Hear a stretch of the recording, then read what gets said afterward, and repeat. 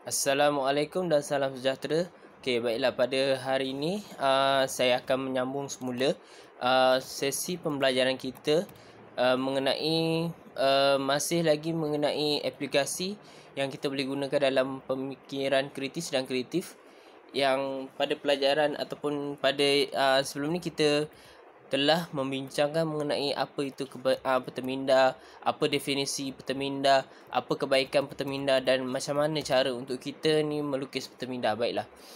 Bagi untuk untuk pembincangan kali ini, saya akan habiskan topik mengenai peterminda dan kita akan menyentuh satu sub topik ataupun satu aplikasi yang lain, iaitu mengenai FAQs atau dikenali sebagai Frequently Asked Question. Tapi untuk yang FAQs ni ataupun Frequently Asked Question ni, dia cuma sikit je. Dia dalam satu slide, dua slide macam tu je. So dia tak banyak. Okay, kita akan mulakan. Okay.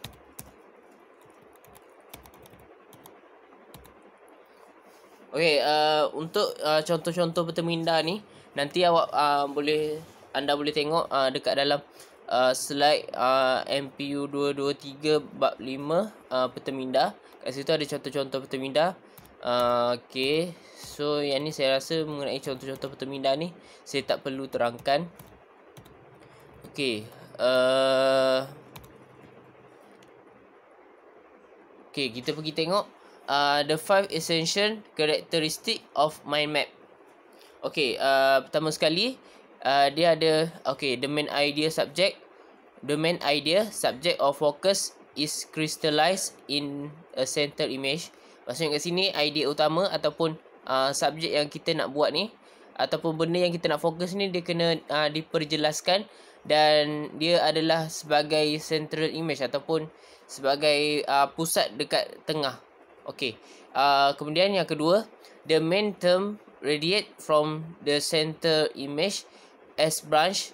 Maksudnya kat sini tema utama ni dia akan memancar daripada image yang tengah tadi, yang main idea tadi, dan dia akan jadi sebagai satu cabang.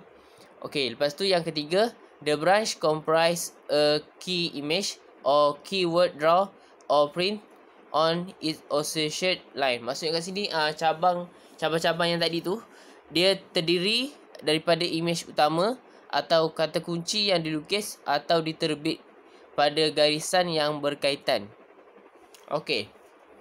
Kemudian yang keempat, topic of least important represent as twins of the relevant branch. Maksudnya kat sini, topik yang lebih penting ni dia diwakili oleh ranting ataupun cabang yang berkaitan. Dan yang terakhir, the branch from a connected nodal structure. Maksudnya kat sini, cawangan ni dia akan membentuk struktur noda yang bersambung.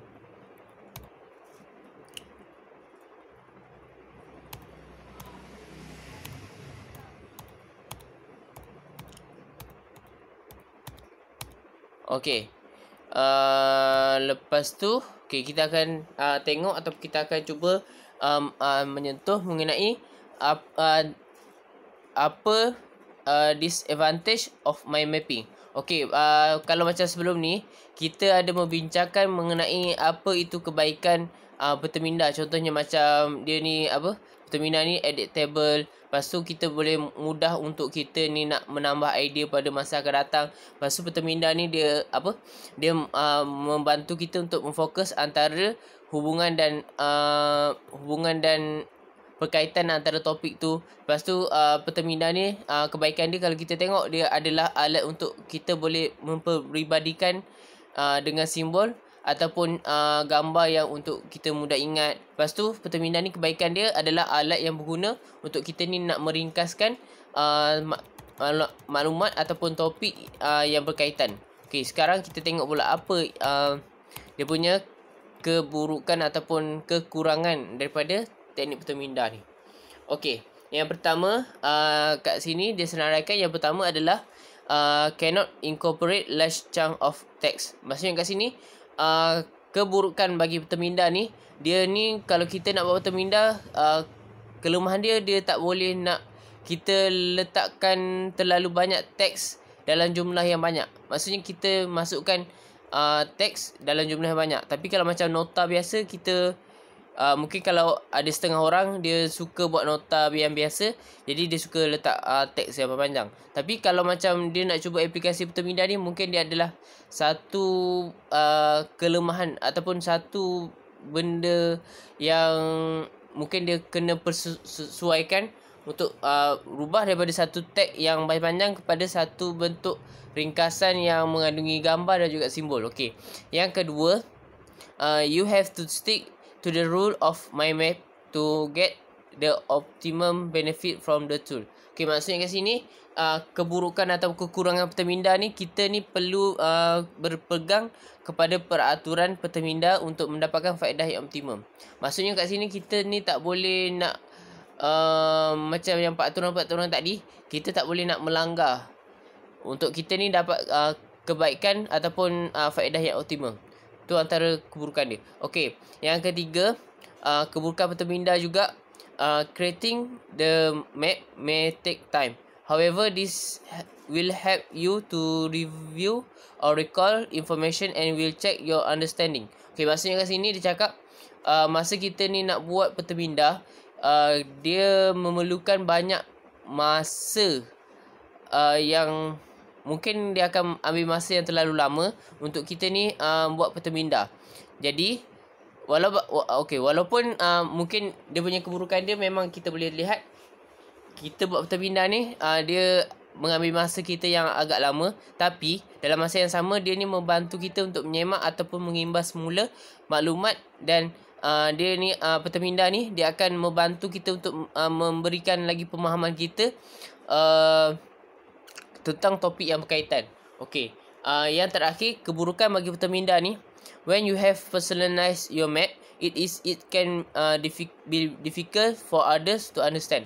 Okey, maksudnya kat sini petermindah ni kan, kebaikan petermindah ni kalau kita tengok pada sebelum ni, dia adalah petermindah ni dia boleh untuk diperibadikan. Maksudnya dia adalah menjadi hak milik kita, dan kita lah yang cuma petermindah ni cuma kita je saja yang faham.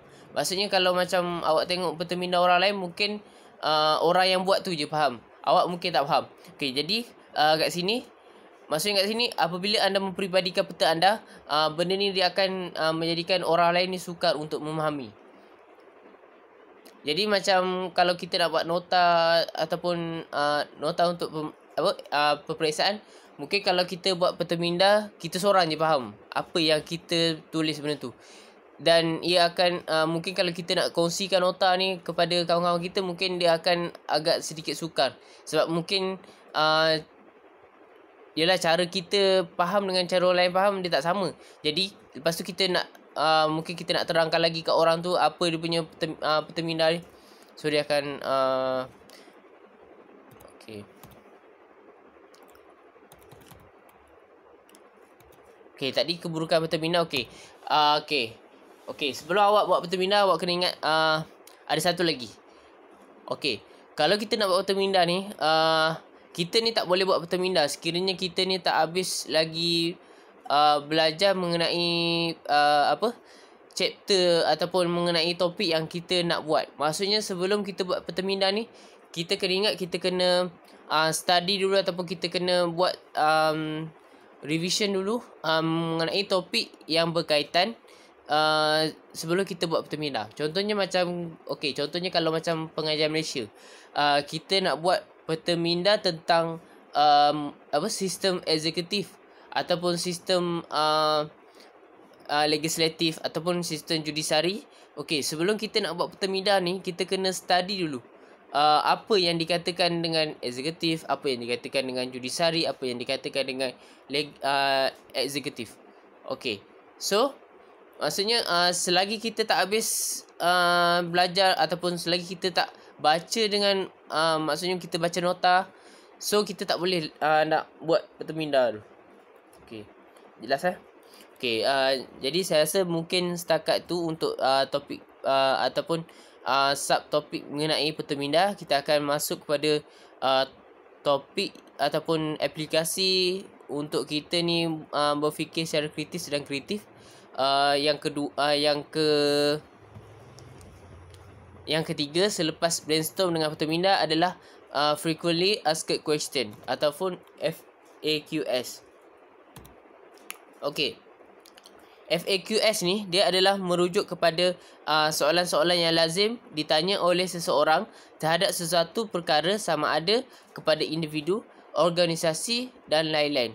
Kelaziman soalan ni biasanya menjurus kepada soalan-soalan macam who, siapa, where, di mana, when, bila, what, apa, why, kenapa, how, bagaimana. Okey, maksudnya FAQS ni dia adalah cara-cara ataupun adalah kalau kita nak faham, dia adalah satu bentuk soalan-soalan yang lazim orang tanya. Okey, contohnya kalau macam sekarang ni, yang isu semasa sekarang ni adalah mengenai COVID-19. Okey, jadi FAQS yang mungkin biasa orang akan tanya, contohnya berapa kes hari ni, berapa kematian hari ni, siapa kluster-kluster yang terkena COVID-19, dari mana COVID-19 ni berpunca. Okey, jadi yang tadi senarai tadi tu, dia adalah dikatakan sebagai FAQS. Maksudnya benda soalan-soalan yang biasa orang tanya. Okey, kenapa adanya FAQS ni? FAQS ni dia terjadi sebab ada perasaan ingin tahu secara lebih mendalam dan terperinci tentang sesuatu perkara. Maksudnya contohnya macam isu yang semasa sekarang ni pasal COVID-19. Okey, sebab benda ni penyakit COVID-19 ni adalah penyakit yang masih baru lagi di dunia. Dan setakat ni memang tak ada lagi ubat ataupun penawar dia. Jadi disebabkan penyakit ni adalah penyakit yang baru, sebelum ni tak ada lagi penyakit COVID-19. Jadi dia tujuan adanya FAQS ni adalah sebab orang ataupun masyarakat ni ataupun individu ni dia ada perasaan ingin tahu yang lebih mendalam lagi. Okey. Yang kedua, kenapa kita gunakan FAQS ni adalah untuk kita meneliti kelebihan dan kelemahan suatu perkara.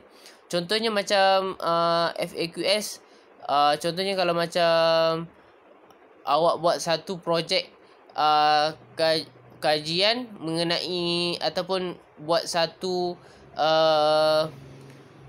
aktiviti masyarakat mengenai contohnya tentang orang asli kan. Okey, jadi FAQS ni dia akan meneliti apa kelebihan dan kelemahan bagi sesuatu perkara yang awak nak buat tu. Okey, faham Okey, yang ketiga, tujuan FAQS ni adalah untuk kita menguasai soalan serta jawapan yang biasanya diajukan sewaktu proses atau program tertentu seperti temuduga dan lain-lain. Okey, maksudnya kat sini kita ni FAQS ni penting sebab FAQS ni juga kalau kita tengok contohnya kalau kita nak mohon temuduga kerja. Jadi biasanya sebelum kita nak pergi temuduga tu, kita akan tengok ataupun kita akan buat kajian mengenai syarikat tertentu, dan benda ni kita boleh dapati dekat dalam laman web dia. Contohnya kalau macam kita nak pergi kerja dengan Petronas ke ataupun Shell. Okay, jadi kita akan buka dulu website Shell ataupun Petronas. Jadi kat situ kita akan tengok dulu apa dikatakan sebagai FAQS. Maksudnya kat situ ada soalan-soalan yang mungkin kebiasaan pekerja ataupun pemohon kerja akan tanya kepada majikan ataupun syarikat tersebut. Contohnya macam berapa jam kerja dekat organisasi ni, ataupun mungkin yang soalan yang biasa orang tanya berapa gaji, lepas tu apa kelebihan-kelebihan yang staff benefit dapat kepada mereka yang bekerja dengan organisasi ni, lepas tu apa dan lain-lain. Okey, jadi kat situ bila kita ni tujuan FAQS ni adalah untuk kita ni menguasai soalan serta jawapan yang biasanya boleh diajukan dalam semasa proses ataupun program tertentu seperti temuduga. Okey, jadi saya rasa mungkin setakat tu saja untuk aplikasi bagi peterminda. Kita dah habiskan mengenai peterminda dan juga sedikit kita masuk tentang FAQS. Okay, jadi kita akan sambung topik ataupun satu lagi cara aplikasi yang terakhir yang boleh kita gunakan, iaitu 6 topik berfikir. Okay, jadi kita akan jumpa lagi.